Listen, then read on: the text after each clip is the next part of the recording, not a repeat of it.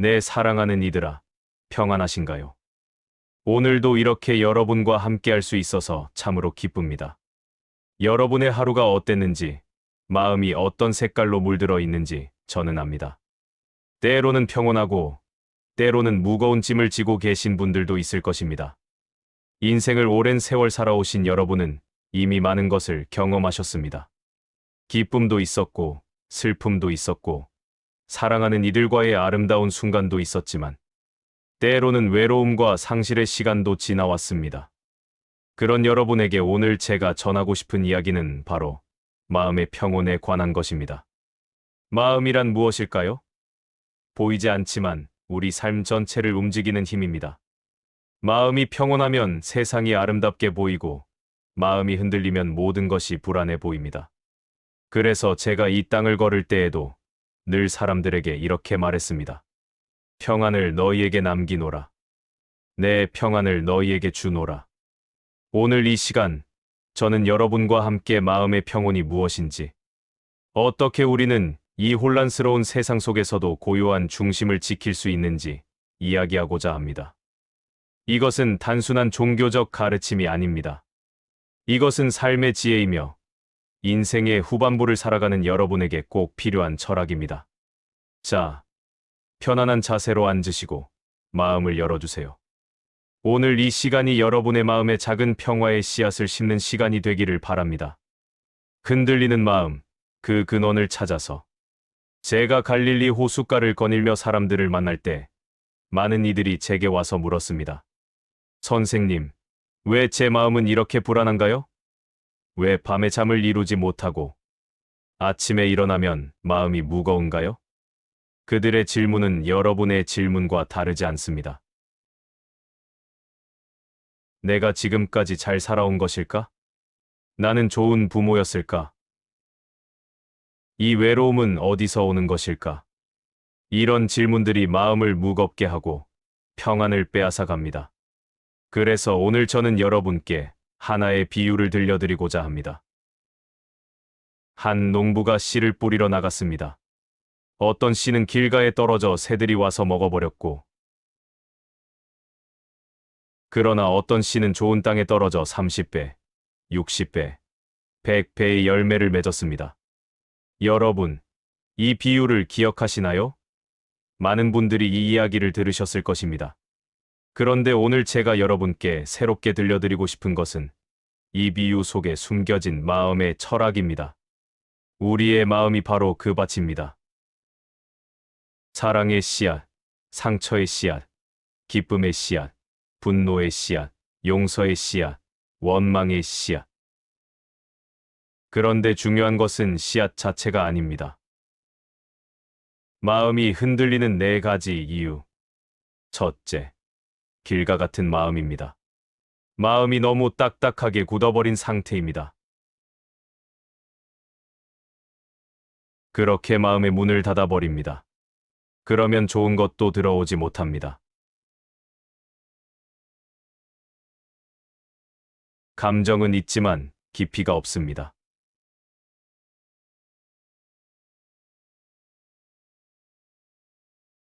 마음 속에 너무 많은 것들이 자라고 있습니다. 걱정, 근심, 두려움, 불안, 욕심, 집착. 자식들은 잘 지내고 있을까? 나중에 혼자 남으면 어떡하지? 아무리 좋은 가르침을 듣고 아무리 좋은 조언을 받아도 가시떨기에 막혀 자라지 못합니다. 넷째, 좋은 땅 같은 마음입니다. 등불의 비유, 마음의 빛. 제가 또 이런 말씀을 드렸던 것을 기억하십니까? 등불을 켜서 말 아래에 두는 사람은 없다. 모두가 볼 수 있도록 등경 위에 둔다. 여러분의 마음에도 등불이 있습니다. 그것은 여러분의 내면에서 빛나는 영혼의 불빛입니다. 어떤 사람들은 이것을 양심이라 부르고, 어떤 사람들은 신성이라 부르며, 어떤 사람들은 참된 자아라고 부릅니다. 그런데 이 등불이 가려져 있는 경우가 많습니다. 이런 것들이 말처럼 등불을 덮어버립니다. 더 이상 남에게 보이기 위해 살 필요가 없습니다. 이제는 여러분의 진짜 모습, 그 영혼의 불빛을 세상에 드러내야 할 때입니다. 진짜 자신으로 사는 것, 그것이 평안의 첫걸음입니다. 마음의 짐을 내려놓는 법. 수고하고 무거운 짐 진 자들아, 다 내게로 오라. 내가 너희를 쉬게 하리라. 제가 이 말을 했을 때 사람들의 눈에서 눈물이 흘러내렸습니다. 왜냐하면 모두가 무거운 짐을 지고 살고 있었기 때문입니다. 지금도 마찬가지입니다. 여러분도 무거운 짐을 지고 계십니다. 어떤 짐을 지고 계신가요? 어떤 분은 평생 자녀를 위해 희생했는데 자녀들이 연락도 잘 안 하고 찾아오지도 않습니다. 내가 뭘 잘못했을까 하는 죄책감이 마음을 짓누릅니다. 어떤 분은 배우자와의 관계가 소원해져서 같은 집에 살지만 마음은 멀리 떨어져 있습니다. 이렇게 살다가 가는 건가 하는 허무함이 가슴을 채웁니다. 어떤 분은 건강이 예전 같지 않아서 매일 두려움과 함께 삽니다. 내가 언제까지 이렇게 살 수 있을까 하는 불안이 마음을 괴롭힙니다. 어떤 분은 경제적인 걱정으로 밤잠을 설칩니다. 노후 자금이 충분할까? 자식들에게 짐이 되지는 않을까? 이 모든 것이 짐입니다. 무거운 짐입니다. 그런데 제가 오늘 여러분께 말씀드리고 싶은 것은 그 짐의 대부분은 실제가 아니라 우리 생각이 만들어낸 것이라는 사실입니다. 노년기 외로움의 심리학. 현대 심리학에서는 노년기 외로움을 실존적 고독이라고 부릅니다. 이것은 단순히 주변에 사람이 없어서 오는 외로움이 아닙니다. 더 깊은 차원의 외로움입니다. 나는 누구인가? 내 인생의 의미는 무엇인가? 나는 이 세상에 무엇을 남기는가? 이런 질문들 앞에서 느끼는 근원적인 외로움입니다. 평생 바쁘게 살다가 은퇴하고 나서 혹은 자녀들이 다 독립하고 나서 갑자기 이런 질문들이 밀려옵니다. 제가 광야에서 40일을 보냈을 때 저도 이런 외로움을 느꼈습니다. 아무도 없는 광야, 뜨거운 햇볕, 배고픔과 갈증. 그러나 그것보다 더 힘들었던 것은 내면의 질문들이었습니다. 나는 정말 하나님의 아들인가? 내가 이 길을 가는 것이 맞는가? 나는 이 사명을 감당할 수 있는가? 그런데 그 광야에서 제가 깨달은 것이 있습니다. 외로움은 피해야 할 적이 아니라 오히려 자신을 만나는 기회라는 것입니다. 고독 속에서 우리는 진정한 자신과 만납니다. 소음과 분주함 속에서는 결코 만날 수 없는 자신의 깊은 내면과 만나게 됩니다. 두려움과 마주하기. 두려워하지 말라는 말이 성서에 365번 나온다고 합니다. 1년 365일 매일매일 두려워하지 말라는 메시지입니다. 왜 이렇게 많이 반복되었을까요? 그만큼 우리 인간이 두려움 속에서 살기 때문입니다. 60대의 여러분이 느끼는 두려움은 젊은 시절의 두려움과는 다릅니다. 젊을 때는 주로 실패에 대한 두려움이었다면 이제는 상실에 대한 두려움입니다. 건강을 잃을까봐 두렵고, 사랑하는 사람을 잃을까봐 두렵고, 자립성을 잃을까봐 두렵고, 존엄성을 잃을까봐 두렵습니다. 이것은 매우 자연스러운 감정입니다. 누구나 느끼는 것입니다. 그런데 심리학자들이 발견한 흥미로운 사실이 있습니다. 우리가 두려워하는 일의 90%는 실제로 일어나지 않는다는 것입니다. 우리는 일어나지도 않을 일을 걱정하며 현재의 평화를 포기하고 있습니다. 제가 제자들에게 했던 말을 기억하십니까? 그러므로 내일 일을 위하여 염려하지 말라. 내일 일은 내일이 염려할 것이요. 한날의 괴로움은 그날로 족하니라. 이것은 무책임한 말이 아닙니다. 이것은 심오한 심리학적 지혜입니다. 현재에 머무르는 것, 지금 이 순간을 사는 것, 그것이 두려움을 극복하는 길입니다. 용서와 내려놓기의 치유력. 70번씩 7번이라도 용서하라고 제가 말했을 때 사람들은 놀랐습니다. 그게 가능한가요? 어떻게 그렇게 많이 용서할 수 있나요? 여러분, 용서는 상대를 위한 것이 아닙니다. 용서는 바로 여러분 자신을 위한 것입니다.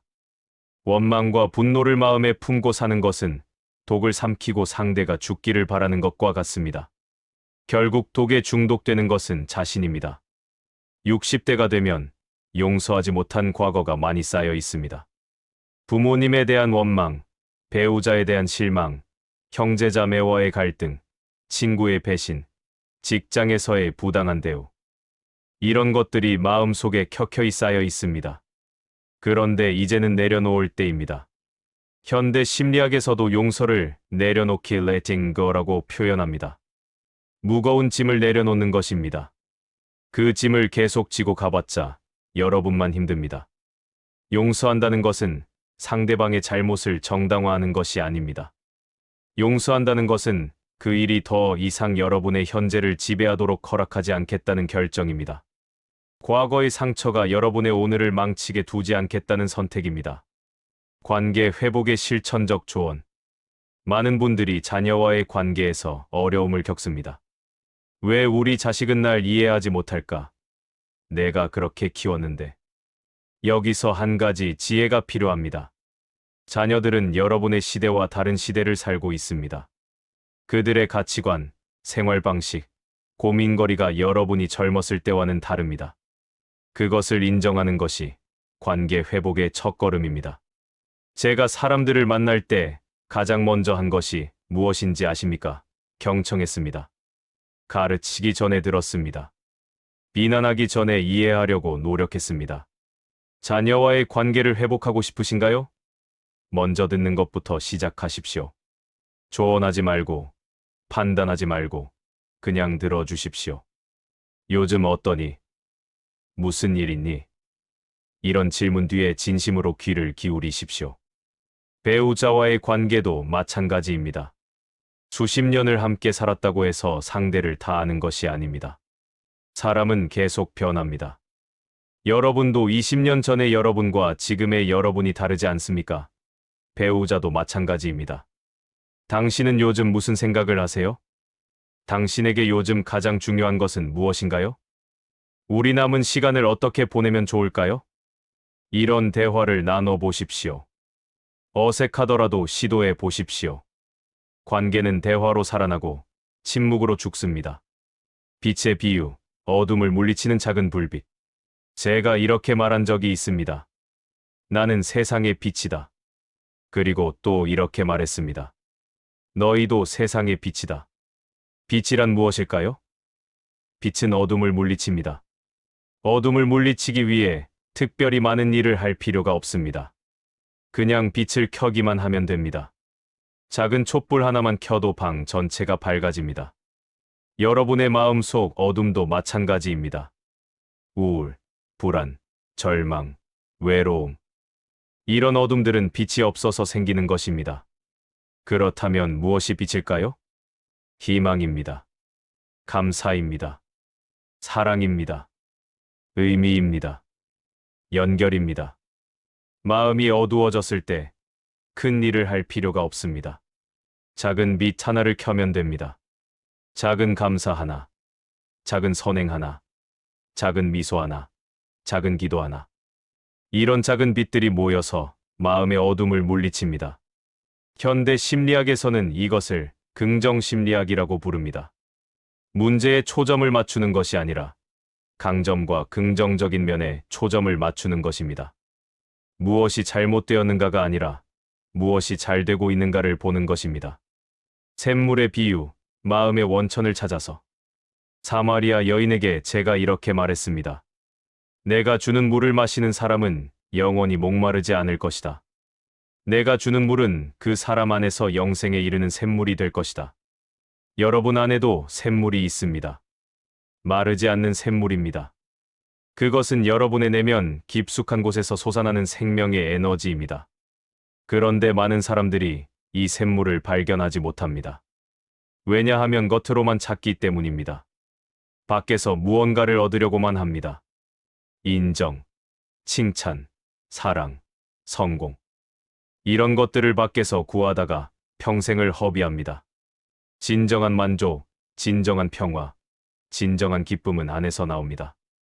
여러분의 내면에 이미 있습니다. 다만 그것을 발견하지 못했을 뿐입니다. 어떻게 발견할까요?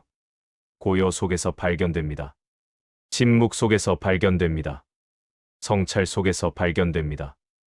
매일 아침 일어나서 혹은 저녁 잠들기 전에 10분만 시간을 내십시오. 아무것도 하지 마십시오. 그냥 앉아 있으십시오. 호흡을 느끼십시오. 마음을 관찰하십시오. 처음에는 어색하고 온갖 잡념이 떠오를 것입니다.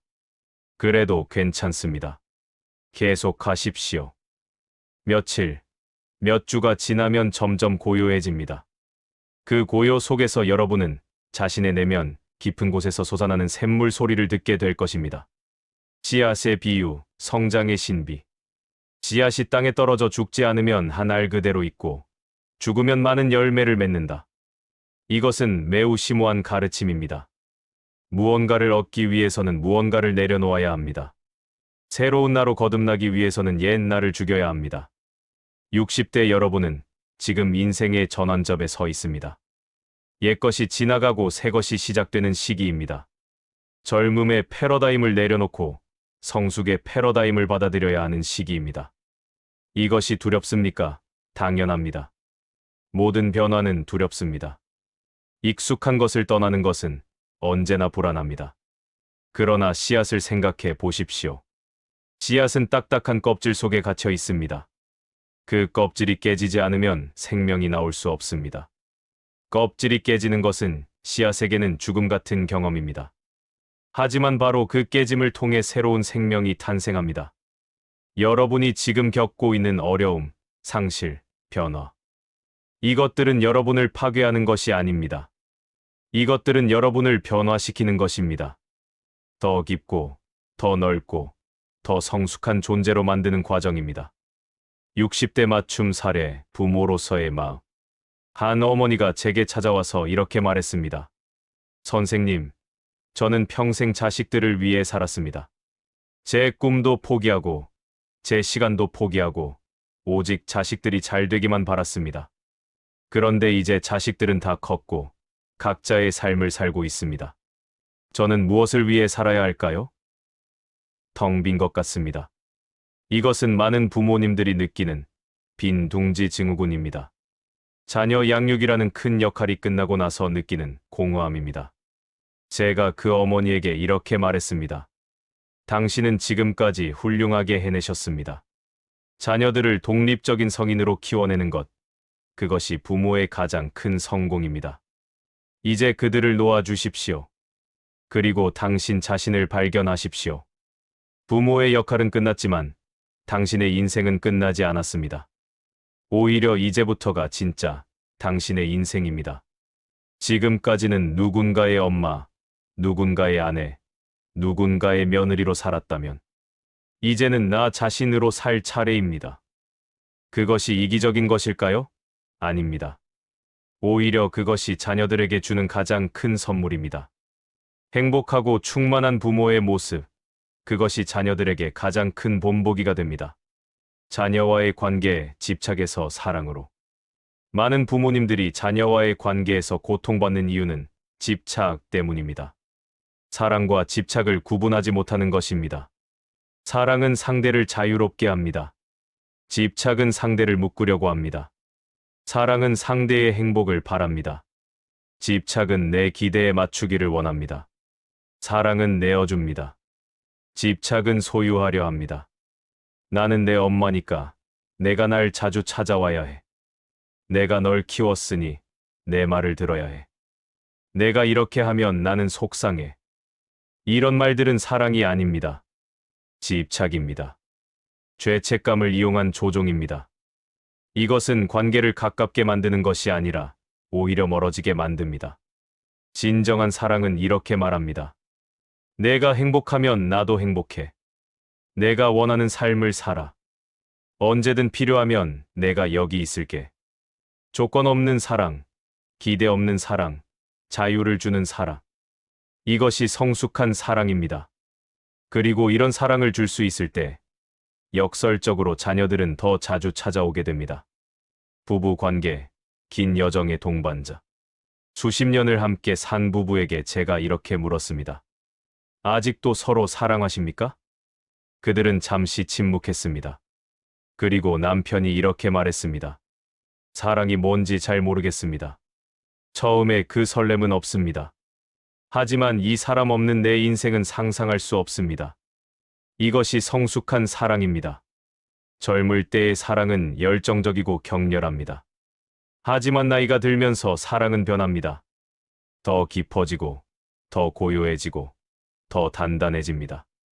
60대의 부부 관계는 새로운 도전을 맞이합니다. 은퇴, 건강 문제, 역할 변화. 이런 것들이 관계에 영향을 미칩니다. 하루 종일 집에서 함께 있게 되면서 오히려 갈등이 생기기도 합니다. 이때 필요한 것은 재발견입니다.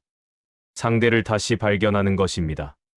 수십 년을 함께 살았어도 상대는 여전히 신비입니다. 여전히 새로운 면을 발견할 수 있습니다. 함께 새로운 것을 시도해 보십시오. 여행을 가거나, 새로운 취미를 배우거나, 함께 봉사활동을 하거나. 새로운 경험은 관계에 새로운 생명을 불어넣습니다. 그리고 감사를 표현하십시오. 고마워 라는 말을 아끼지 마십시오. 당연한 것은 없습니다. 오늘도 함께 밥을 먹고, 같은 집에서 자고, 서로의 얼굴을 볼 수 있다는 것. 이 모든 것이 감사한 일입니다. 노년의 걱정, 실존적 불안 다루기. 내일 무엇을 먹을까, 무엇을 입을까 염려하지 말라. 공중의 새를 보라. 이 말씀을 기억하십니까? 이것은 무책임한 낙관주의가 아닙니다. 이것은 깊은 신뢰의 철학입니다. 60대가 되면 미래에 대한 걱정이 많아집니다. 건강, 경제, 고독. 이런 것들이 마음을 무겁게 합니다. 그런데 이 걱정의 대부분은 아직 일어나지 않은 일에 대한 것입니다.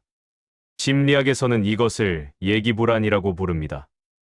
아직 일어나지 않은 일을 미리 걱정하는 것입니다.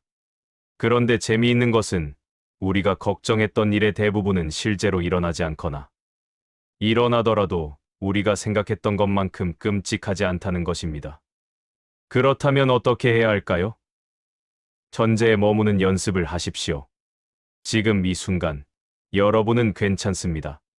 지금 이 순간, 여러분은 숨을 쉬고 있고, 이 글을 읽고 있고, 생각을 하고 있습니다. 지금 이 순간은 평화롭습니다. 미래는 아직 오지 않았습니다. 미래가 왔을 때, 그때 가서 대응하면 됩니다. 그리고 여러분은 지금까지의 인생에서 수많은 어려움을 이겨내지 않았습니까? 앞으로도 그럴 수 있습니다. 스스로를 돌아보는 질문들. 이제 잠시 멈추고 스스로에게 질문해 보십시오. 첫째, 나는 지금 무엇에 집착하고 있는가? 내려놓아야 할 것이 무엇입니까? 과거의 상처, 누군가에 대한 원망, 이루지 못한 꿈에 대한 아쉬움, 자녀에 대한 기대. 둘째, 나는 무엇에 감사한가? 당연하게 여겼던 것들을 다시 보십시오. 아침에 눈을 뜰 수 있다는 것, 사랑하는 사람들이 있다는 것, 지붕 아래서 잘 수 있다는 것. 이 모든 것이 감사한 일입니다. 셋째, 나는 진정 누구인가? 부모, 배우자, 직업인. 이런 역할들을 다 벗겨내고 나면 남는 나는 누구입니까? 그 핵심을 발견했습니까? 넷째, 내 인생에서 가장 중요한 것은 무엇인가? 만약 1년밖에 살지 못한다면 무엇을 하시겠습니까? 그것이 진짜 중요한 것입니다. 그것을 지금 하고 계십니까? 다섯째, 나는 어떤 유산을 남기고 싶은가? 돈이나 재산이 아닙니다. 어떤 가치, 어떤 사랑, 어떤 지혜를 남기고 싶으십니까? 이 질문들에 대한 답을 서두르지 마십시오. 며칠, 몇 주에 걸쳐 생각해 보십시오. 일기를 쓰듯 적어 보십시오. 이 과정 자체가 치유입니다. 마음을 가라앉히는 시간. 자, 이제 잠시 모든 것을 내려놓고 함께 고요한 시간을 가져봅시다. 편안한 자세로 앉으십시오. 등을 곧게 펴되 긴장하지는 마십시오. 손은 무릎 위에 편안하게 놓으십시오. 천천히 눈을 감으십시오. 호흡을 느껴봅시다. 숨이 들어오고 나갑니다. 들어오고 나갑니다. 억지로 조절하지 마십시오. 그냥 자연스럽게 호흡이 일어나도록 두십시오. 숨이 들어올 때 시원한 공기가 콧구멍을 지나 폐로 들어가는 것을 느껴봅시다. 배가 부드럽게 부풀어 오릅니다. 숨이 나갈 때 따뜻한 공기가 코를 통해 밖으로 나가는 것을 느껴봅시다. 배가 다시 들어갑니다. 호흡과 함께 있으십시오. 호흡은 언제나 현재에 있습니다.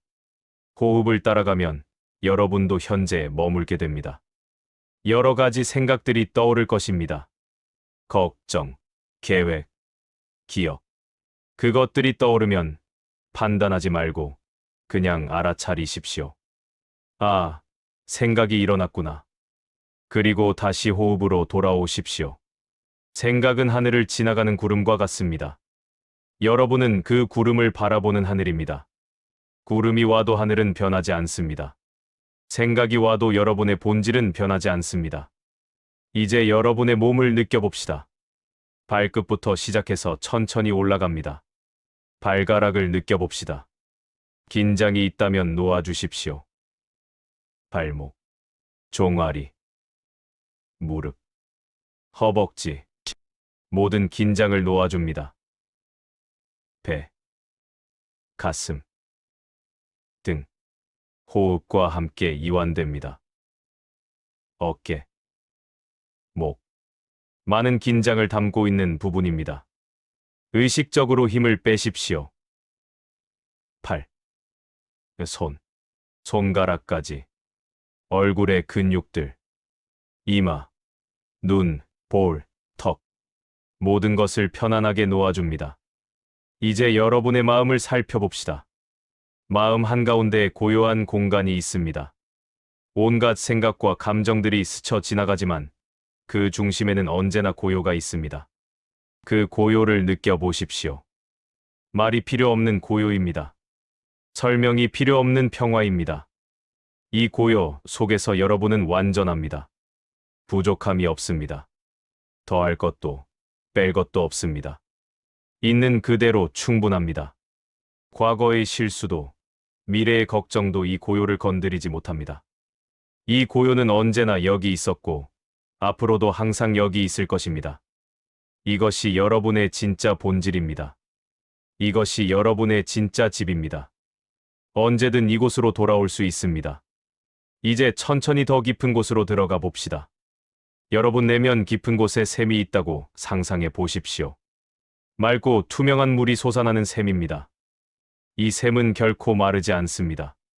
계절이 바뀌어도 세월이 흘러도 변함없이 물이 솟아납니다. 이 샘물을 마셔봅시다. 마음으로 마십시오. 이 물은 시원하고 달콤합니다. 이 물을 마시면 모든 갈증이 해소됩니다. 이 물은 평화입니다. 이 물은 사랑입니다. 이 물은 지혜입니다. 이 물은 여러분이 찾던 모든 것입니다. 그리고 이 물은 여러분 안에 있었습니다. 밖에서 찾을 필요가 없었습니다. 언제나 여기 여러분 내면에 있었습니다. 천천히, 아주 천천히 눈을 뜨십시오.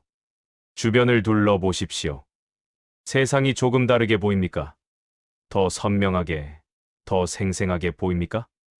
이 평화를 기억하십시오. 이 평화는 여러분의 것입니다. 언제든 필요할 때 이곳으로 돌아올 수 있습니다.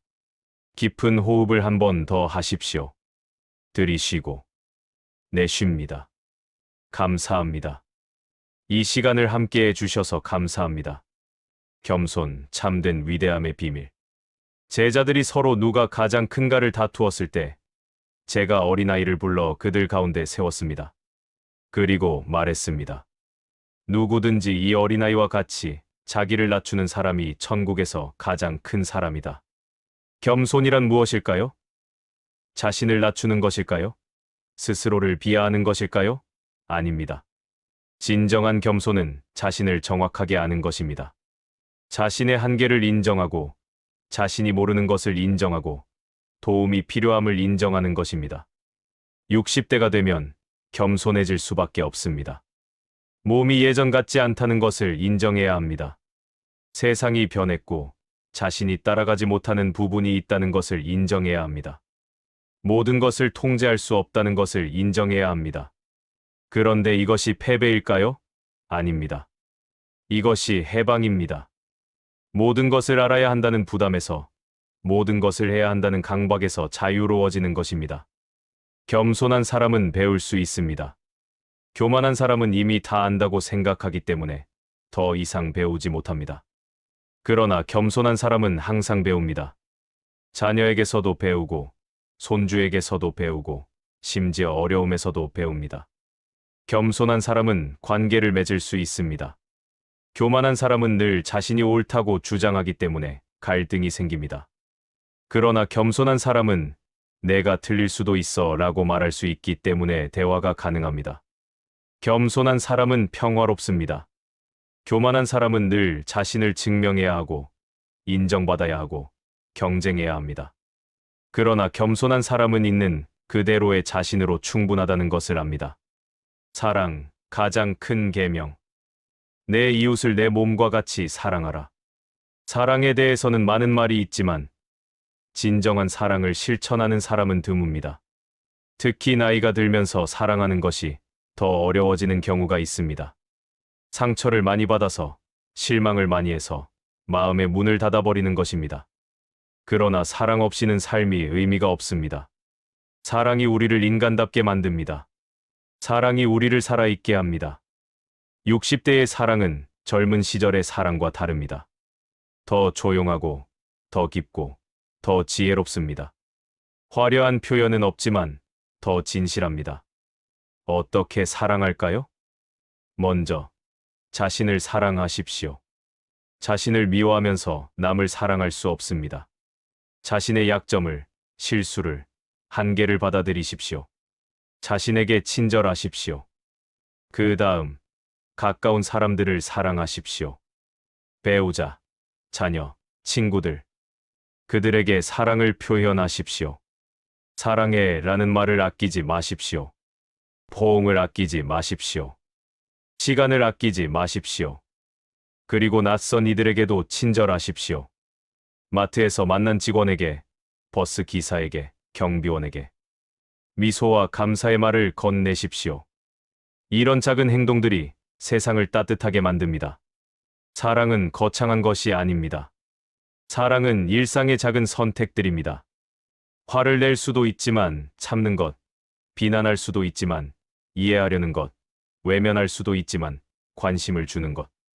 이것이 사랑입니다. 나눔 받는 것보다 복된 주는 것, 받는 것보다 주는 것이 더 복이 있다. 많은 사람들이 이 말을 오해합니다. 자신을 희생하라는 말로 이해합니다. 그래서 평생 베풀기만 하다가 나중에 허무함을 느낍니다. 나는 누구를 위해 이렇게 살았나? 그러나 제가 말한 주는 것은 희생이 아닙니다. 진정한 나눔은 기쁨입니다. 억지로 주는 것이 아니라 주고 싶어서 주는 것입니다. 주고 나서 후회하는 것이 아니라 주고 나서 더 풍성해지는 것입니다. 왜 주는 것이 더 복될까요? 주는 행위 자체가 우리를 풍요롭게 만들기 때문입니다. 현대 심리학에서도 이것을 증명합니다. 남을 돕는 사람이 더 행복하고, 더 건강하고, 더 오래 삽니다. 그런데 60대가 되면 줄 것이 없다고 생각하는 분들이 있습니다. 나도 누군가의 도움이 필요한데 무엇을 줄 수 있겠어? 여러분에게는 줄 것이 많습니다. 돈이나 물질만 나눔이 아닙니다. 여러분의 시간, 여러분의 경험, 여러분의 지혜, 여러분의 경청, 여러분의 미소. 이 모든 것이 나눔입니다. 손주를 돌봐주는 것, 이웃의 이야기를 들어주는 것, 젊은 세대에게 조언을 해주는 것, 봉사활동에 참여하는 것. 이 모든 것이 나눔입니다. 그리고 이런 나눔이 여러분을 더 풍요롭게 만들 것입니다. 외로움이 줄어들고 삶의 의미가 생기고 자존감이 높아집니다. 주는 것이 정말로 받는 것보다 복된 이유입니다. 평온, 세상이 줄 수 없는 평화. 평안을 너희에게 남기노라. 내 평안을 너희에게 주노라. 내가 주는 것은 세상이 주는 것과 같지 않다. 세상이 주는 평안은 조건부입니다. 모든 것이 잘 될 때만 평안합니다. 건강할 때, 돈이 있을 때, 관계가 좋을 때만 평안합니다. 그래서 세상의 평안은 언제나 불안정합니다. 그러나 제가 주는 평안은 다릅니다. 이것은 상황과 무관한 평안입니다. 어려움 속에서도, 고통 속에서도, 불확실함 속에서도 유지되는 평안입니다. 어떻게 그런 평안이 가능할까요? 깊은 신뢰 때문입니다. 모든 것이 잘 될 것이라는 믿음이 아닙니다. 어떤 일이 일어나든 자신이 그것을 견딜 수 있다는 믿음.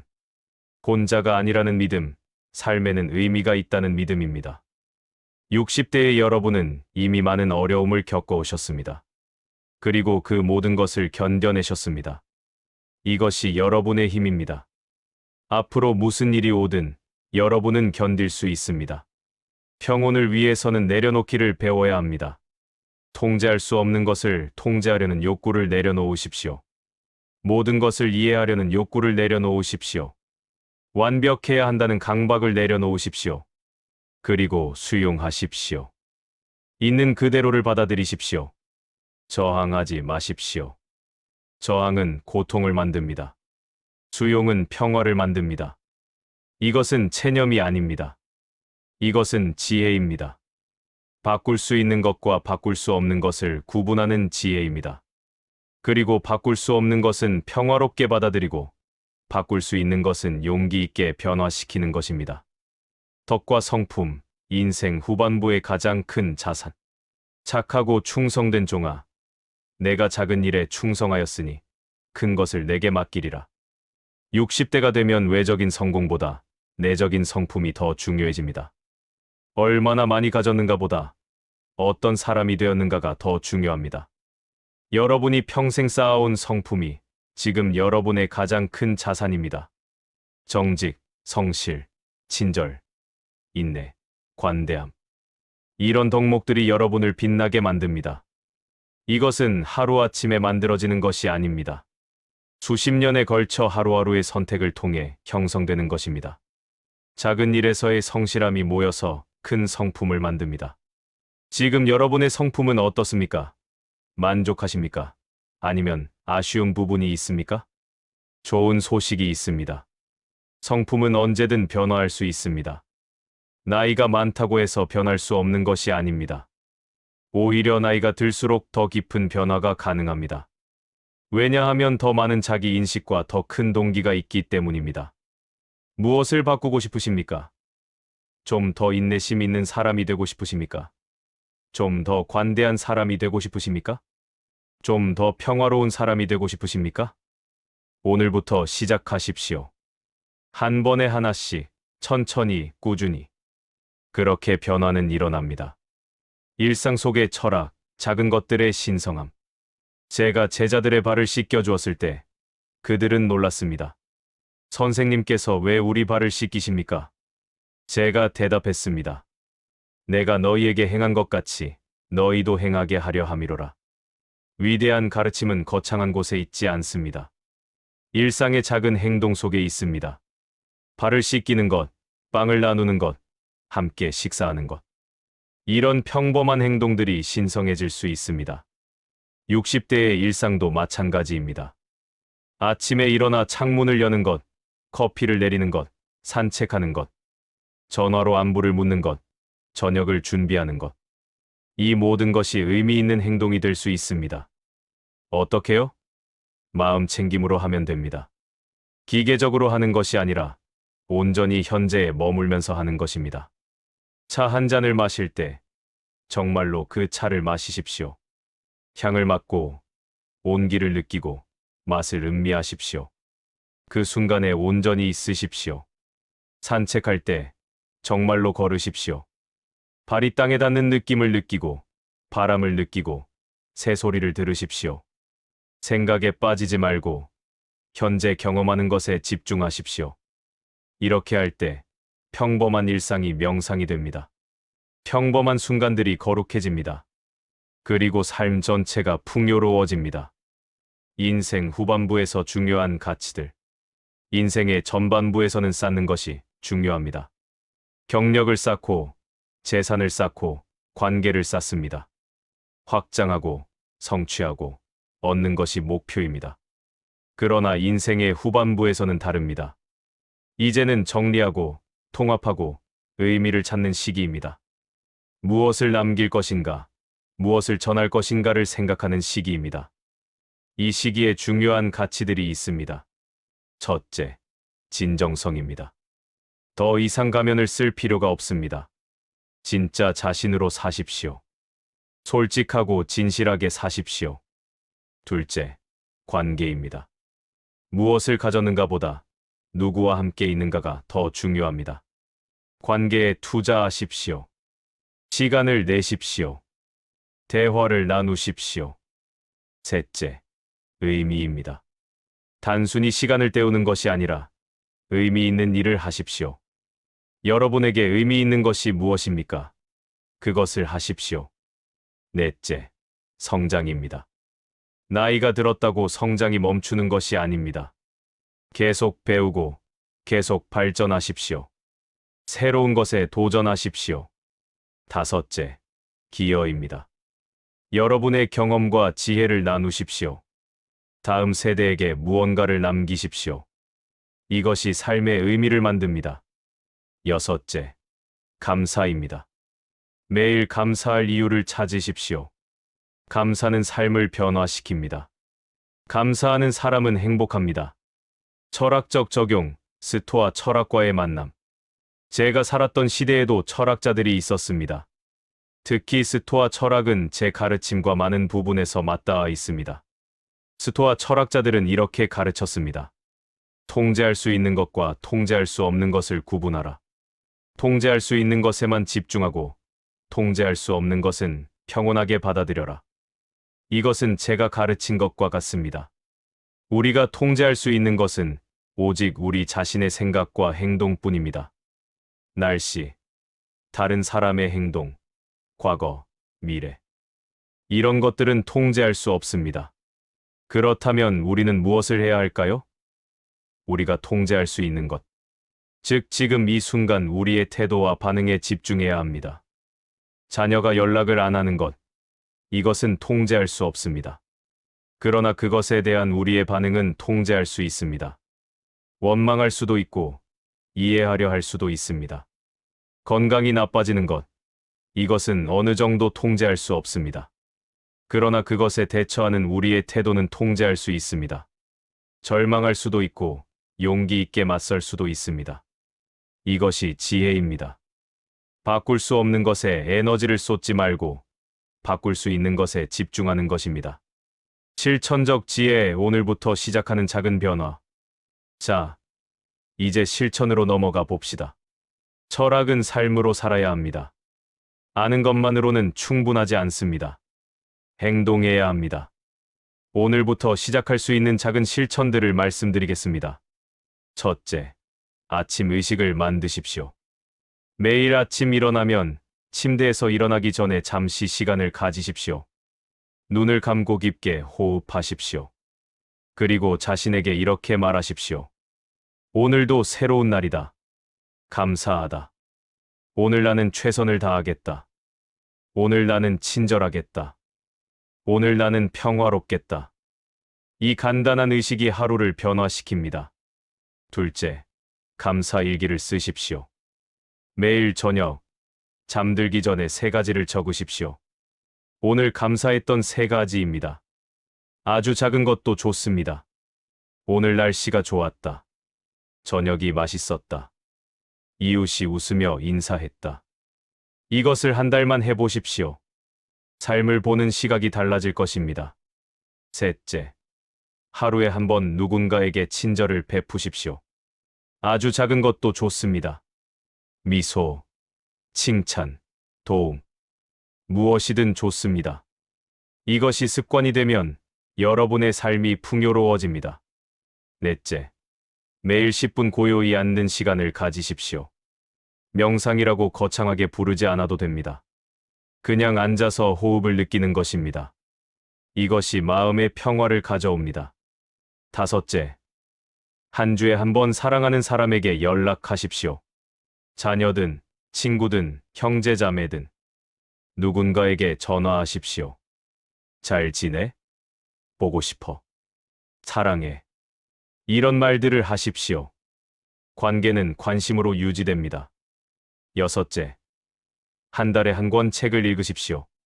계속 배우십시오. 지혜의 책, 철학책, 좋은 소설. 무엇이든 좋습니다. 독서는 마음을 풍요롭게 합니다.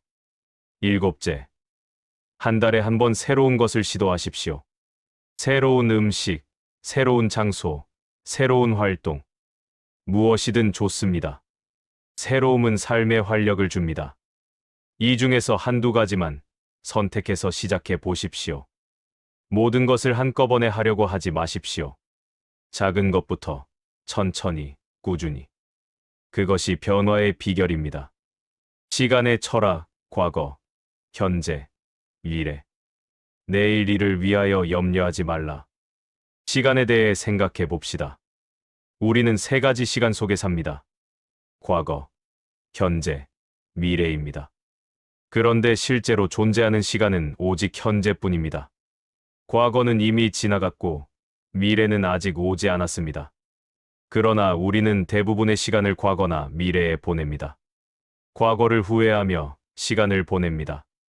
그때 그렇게 했어야 하는데 왜 그런 선택을 했을까? 이런 생각들이 마음을 괴롭힙니다. 미래를 걱정하며 시간을 보냅니다. 앞으로 어떻게 되려나? 만약 이런 일이 생기면 어떡하지? 이런 걱정들이 마음을 불안하게 합니다. 그러는 사이에 유일하게 실제로 존재하는 시간인 현재를 놓치고 있습니다. 지금 이 순간, 이 아름다운 순간을 놓치고 있습니다. 60대의 여러분에게 특히 중요한 것은 현재에 사는 것입니다. 남은 시간이 제한적이라고 느껴질 수 있습니다. 그렇다면 더더욱 현재를 충실히 살아야 합니다. 과거는 감사함으로 돌아보고 미래는 희망으로 바라보되 현재에 온전히 머무십시오. 지금 이 순간을 사십시오. 지금 함께 있는 사람을 보십시오. 지금 하고 있는 일에 집중하십시오. 이것이 명상의 핵심입니다. 현재에 깨어 있는 것입니다. 그리고 이것이 행복의 비결입니다. 고통의 의미, 십자가의 철학. 제가 십자가를 지기 전날 밤 겟세마네 동산에서 기도했습니다. 아버지, 할 수만 있다면 이 잔을 내게서 지나가게 해 주소서. 저도 두려웠습니다. 고통을 피하고 싶었습니다. 그러나 동시에 이렇게 기도했습니다. 그러나 내 뜻대로 마시고 아버지의 뜻대로 하소서. 고통은 삶의 일부입니다. 우리는 고통을 피할 수 없습니다. 특히 나이가 들면서 고통은 더 자주 찾아옵니다. 몸의 고통, 마음의 고통, 상실의 고통. 그런데 중요한 것은 고통 그 자체가 아니라 고통에 대한 우리의 태도입니다. 고통을 어떻게 받아들이고 어떻게 대응하느냐가 중요합니다. 고통은 우리를 성장시킵니다. 고통 없이는 깊이가 생기지 않습니다. 고통 없이는 공감이 생기지 않습니다. 고통 없이는 지혜가 생기지 않습니다. 여러분이 겪어온 고통들을 돌아보십시오. 그것들이 여러분을 어떻게 변화시켰습니까? 더 강하게 만들지 않았습니까? 더 지혜롭게 만들지 않았습니까? 더 공감하는 사람으로 만들지 않았습니까? 고통을 피하려 하지 마십시오. 고통이 올 때 그것을 받아들이십시오. 그리고 그 안에서 배우십시오. 고통도 우리의 스승입니다. 죽음에 대한 성찰, 삶을 완성하는 지혜. 죽음에 대해 이야기하는 것을 꺼리는 사람들이 많습니다. 특히 나이가 들수록 죽음을 생각하기 싫어합니다. 두렵기 때문입니다. 그러나 죽음에 대해 성찰하는 것은 매우 중요합니다. 죽음을 직면할 때 우리는 비로소 삶을 제대로 살 수 있습니다. 철학자들은 이것을 메멘토 모리 미멘토 모레라고 불렀습니다. 죽음을 기억하라는 뜻입니다. 이것은 비관적인 가르침이 아닙니다. 오히려 삶을 더 충실히 살라는 가르침입니다. 죽음이 있기에 삶이 소중합니다. 영원히 산다면 오늘이 특별할 이유가 없습니다. 하지만 우리의 시간이 제한적이기에 매 순간이 소중합니다. 60대가 되면 죽음이 더 이상 먼 미래의 일이 아닙니다. 가까이 있는 현실입니다. 이것을 부정하지 마십시오. 오히려 이것을 받아들이고 지혜롭게 준비하십시오. 어떻게 준비할까요? 첫째, 관계를 정리하십시오.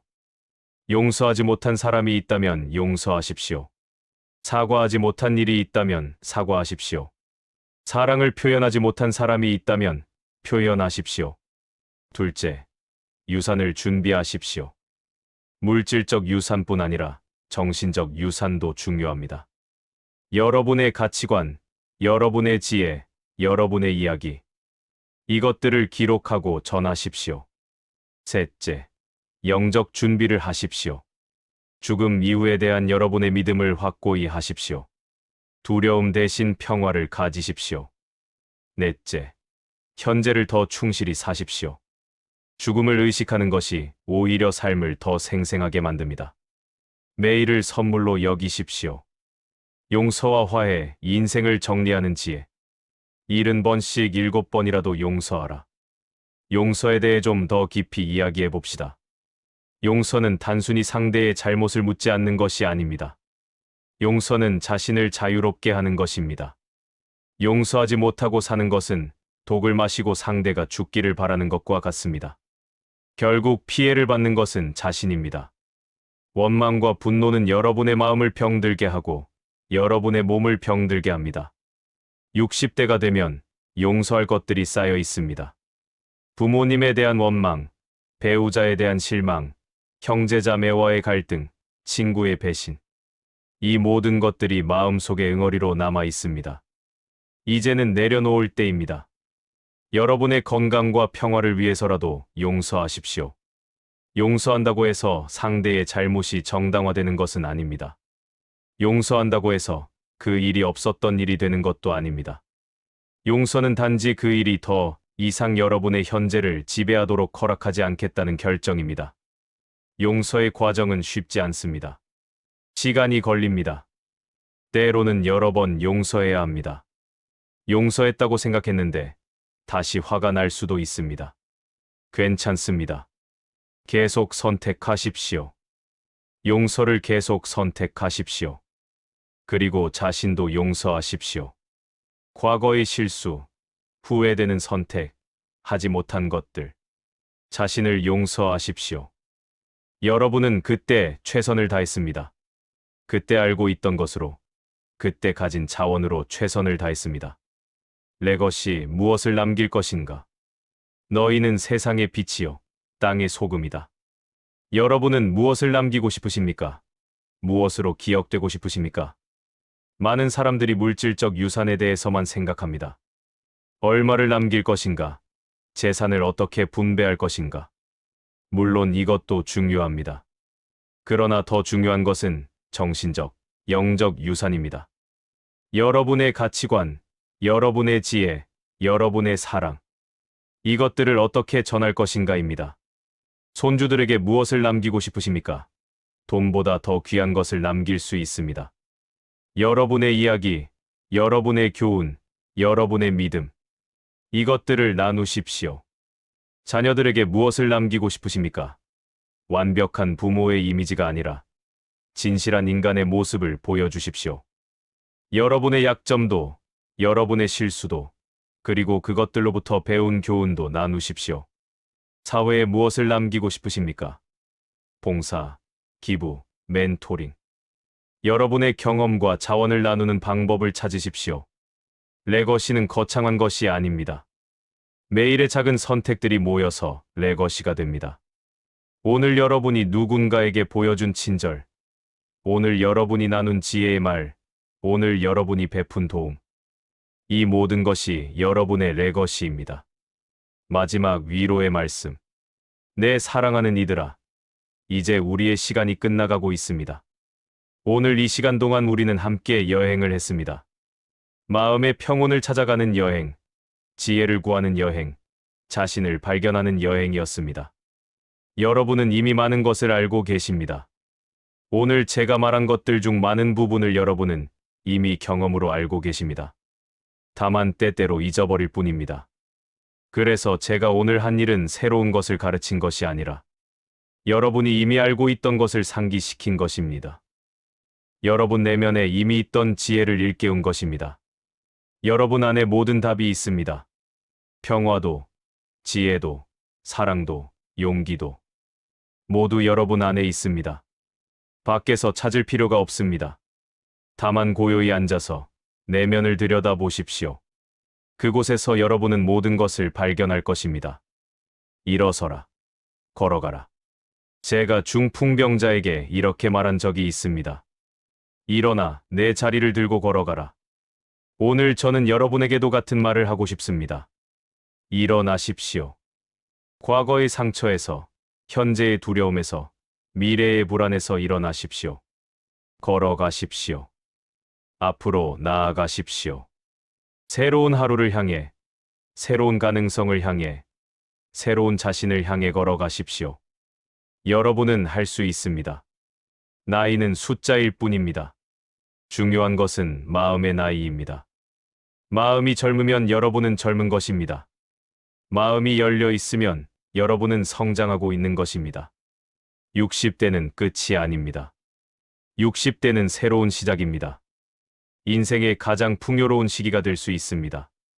외적인 것을 추구하던 시기가 지나고 이제 내적인 풍요를 누릴 수 있는 시기입니다. 지금까지 쌓아온 지혜, 경험, 통찰. 이것들을 활용할 때입니다. 이제는 증명할 것이 없습니다. 이제는 경쟁할 필요가 없습니다.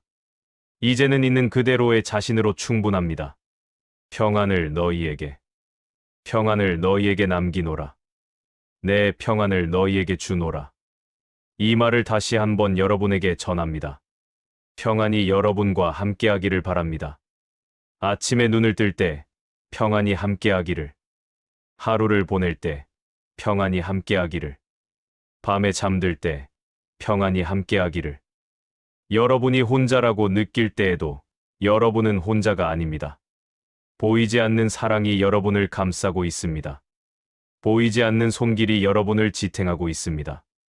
여러분이 약하다고 느낄 때에도 여러분 안에 힘이 있습니다. 수십 년의 인생을 견뎌온 그 힘이 여전히 여러분 안에 있습니다. 여러분이 길을 잃었다고 느낄 때에도 길은 여러분 발 아래 있습니다. 한 걸음 한 걸음 걸어가십시오. 길은 걸어가는 사람에게 열립니다. 사랑의 계명. 서로 사랑하라. 내가 너희를 사랑한 것 같이 너희도 서로 사랑하라. 이것이 제가 남기는 가장 중요한 가르침입니다. 사랑하십시오. 자신을 사랑하고, 이웃을 사랑하고, 심지어 원수까지도 사랑하십시오. 사랑만이 모든 것을 치유합니다. 사랑만이 진정한 평화를 가져옵니다. 사랑만이 삶을 의미 있게 만듭니다. 60대의 사랑은 특별합니다. 조건이 없고, 기대가 없고, 순수합니다. 얻으려는 사랑이 아니라 주는 사랑입니다. 이것이 성숙한 사랑입니다. 오늘부터 더 많이 사랑하십시오. 말로, 행동으로, 존재 자체로 사랑을 표현하십시오. 사랑하는 것을 주저하지 마십시오. 시간은 흘러갑니다. 후회하기 전에 사랑하십시오. 두려워하지 말라. 두려워하지 말라. 내가 너희와 함께 있다. 무엇이 두렵습니까? 미래, 죽음, 외로움, 상실. 두려움은 자연스러운 감정입니다. 그러나 두려움이 여러분을 지배하게 두지는 마십시오. 두려움을 인정하되 그것에 굴복하지는 마십시오. 여러분은 지금까지 수많은 두려움을 이겨냈습니다. 첫 출산의 두려움, 자녀 양육의 두려움, 경제적 어려움의 두려움. 그 모든 것을 이겨냈습니다. 앞으로도 그럴 수 있습니다. 그리고 기억하십시오. 여러분은 혼자가 아닙니다. 보이지 않는 힘이 여러분과 함께합니다. 그것을 신이라 부르든, 우주라 부르든, 사랑이라 부르든, 그 힘은 실제합니다. 믿음을 가지십시오. 모든 것이 잘 될 것이라는 맹목적 낙관이 아니라 무슨 일이 있어도 견딜 수 있다는 깊은 신뢰입니다. 오늘을 사는 지혜. 한날의 괴로움은 그날로 족하니라. 과거에 머물지 마십시오. 과거는 이미 지나갔습니다. 후회해도 바꿀 수 없습니다. 과거에서 배우되 과거에 갇히지는 마십시오. 미래를 걱정하지 마십시오. 미래는 아직 오지 않았습니다. 걱정해도 바뀌지 않습니다. 미래를 준비하되 미래에 사로잡히지는 마십시오. 오늘을 사십시오. 지금 이 순간을 사십시오. 이것이 유일하게 실재하는 시간입니다. 이것이 여러분이 가진 유일한 시간입니다. 오늘 누구를 만날 것입니까? 그 사람에게 온전히 현재하십시오. 오늘 무엇을 할 것입니까? 그 일에 완전히 집중하십시오. 오늘 무엇을 경험할 것입니까? 그 경험을 충분히 음미하십시오. 하루하루를 선물로 받으십시오. 아침에 눈을 뜬다는 것, 그것 자체가 선물입니다. 하루를 감사히 살아가십시오. 저녁에 침대에 누울 때, 오늘도 좋은 하루였어 라고 말할 수 있다면, 그것으로 충분합니다. 완전함이 아닌 진정함. 의의는 없나니 하나도 없다. 완벽해지려고 애쓰지 마십시오. 완벽한 사람은 없습니다. 완벽한 부모도, 완벽한 배우자도, 완벽한 사람도 없습니다. 대신 진정하십시오. 진짜 자신이 되십시오. 약점도 보여주고, 실수도 인정하고, 도움도 요청하십시오. 이것이 용기입니다. 나이가 들었다고 해서 모든 것을 알아야 하는 것은 아닙니다. 모른다고 말할 수 있는 것도 지혜입니다. 도와달라고 말할 수 있는 것도 강함입니다. 진정한 여러분으로 사십시오. 그것이 가장 아름다운 삶입니다.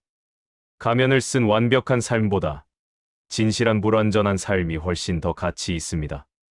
새로운 시작. 보라, 내가 만물을 새롭게 하노라.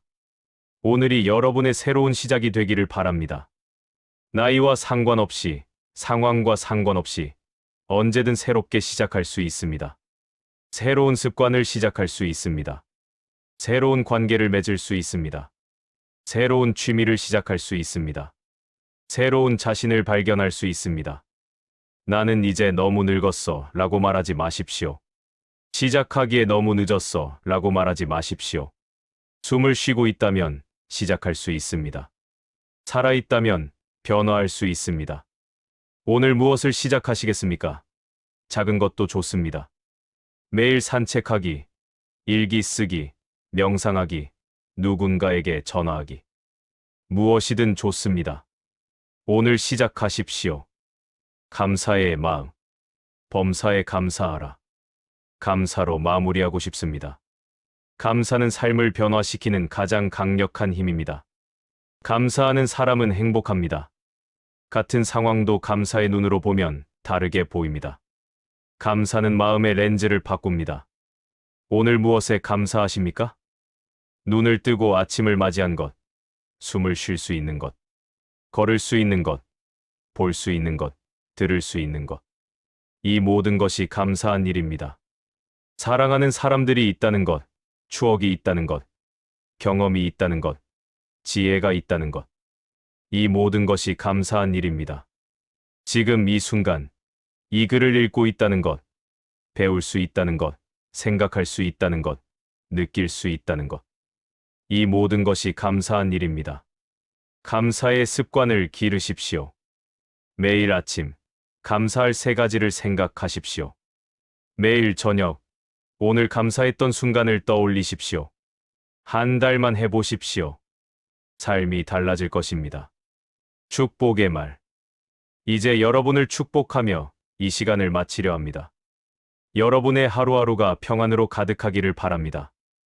여러분의 마음이 평화로 채워지기를 바랍니다. 여러분의 관계가 사랑으로 풍성해지기를 바랍니다. 여러분의 삶이 의미로 충만해지기를 바랍니다. 아침에 일어날 때 감사함으로 시작하시기를. 낮 동안 현재에 깨어 있으시기를. 저녁에 잠들 때 평안함으로 쉬시기를. 외로울 때 내면의 평화를 기억하시기를. 두려울 때 내 안의 용기를 발견하시기를. 힘들 때 주변의 사랑을 느끼시기를. 여러분은 사랑받고 있습니다. 여러분은 소중합니다. 여러분은 충분합니다. 여러분은 아름답습니다. 함께 걷는 길. 기억하십시오. 이 길을 여러분 혼자 걷는 것이 아닙니다. 수많은 사람들이 같은 길을 걷고 있습니다. 같은 질문을 하고, 같은 두려움을 느끼고, 같은 희망을 품고 있습니다. 우리는 함께 걷고 있습니다. 보이지 않지만 우리는 연결되어 있습니다. 여러분의 기쁨이 누군가의 격려가 되고 여러분의 용기가 누군가의 영감이 됩니다. 여러분의 존재 자체가 이 세상의 빛입니다. 여러분이 살아온 삶, 여러분이 극복한 어려움, 여러분이 보여준 사랑. 이 모든 것이 세상을 더 나은 곳으로 만들었습니다. 그리고 여러분의 여정은 아직 끝나지 않았습니다. 아직 쓸 이야기가 있고, 아직 나눌 사랑이 있고, 아직 배울 지혜가 있습니다. 계속 걸어가십시오. 한 걸음씩, 천천히, 꾸준히.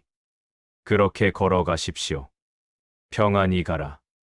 평안히 가라. 내 믿음이 너를 구원하였느니라.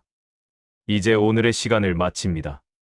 하지만 이것은 끝이 아니라 시작입니다. 오늘 여러분이 들은 것, 느낀 것, 깨달은 것. 이것들을 삶으로 살아내십시오. 말로만 아는 지혜가 아니라 삶으로 체현하는 지혜가 되기를 바랍니다. 머리로만 이해하는 것이 아니라 가슴으로 느끼고 몸으로 실천하는 것이 되기를 바랍니다. 오늘 밤 편안히 주무시기를 바랍니다. 내일 아침 새로운 마음으로 일어나시기를 바랍니다. 그리고 하루하루 더 평화롭고 더 지혜롭고 더 사랑이 넘치는 삶을 사시기를 바랍니다. 여러분을 사랑합니다. 여러분을 축복합니다. 여러분의 여정에 평안히 함께하기를 바랍니다. 평안히 가십시오. 내 사랑하는 이들아. 그리고 기억하십시오. 언제든 다시 여기로 돌아올 수 있습니다. 마음이 무거울 때, 길을 잃었다고 느낄 때, 위로가 필요할 때, 이곳으로 돌아오십시오. 저는 언제나 여기 있을 것입니다. 다음 시간에는 관계의 지혜에 대해 이야기하겠습니다. 어떻게 60대의 관계를 풍요롭게 만들 수 있을까요? 자녀와의 관계, 배우자와의 관계, 친구와의 관계, 그리고 새로운 관계 맺기. 이 모든 것에 대해 깊이 있게 탐구하겠습니다. 예수님의 관계에 대한 가르침은 매우 혁명적이었습니다. 원수를 사랑하라. 판단하지 말라. 7번씩 70번이라도 용서하라. 이런 가르침들을 현대의 관계 심리학과 접목하여 실천적 지혜를 나누겠습니다. 또한 나이가 들면서 겪게 되는 관계의 변화, 상실, 재구성. 이런 어려움들을 어떻게 지혜롭게 헤쳐나갈 수 있는지 함께 탐구하겠습니다. 그리고 무엇보다 자기 자신과의 관계, 이것이 모든 관계의 기초입니다. 자신을 어떻게 사랑하고 돌보고 이해할 것인가? 이것부터 시작하겠습니다. 다음 시간에도 여러분과 함께할 수 있기를 기대합니다. 그때까지 평안히 계십시오. 여러분을 축복하며 사랑합니다.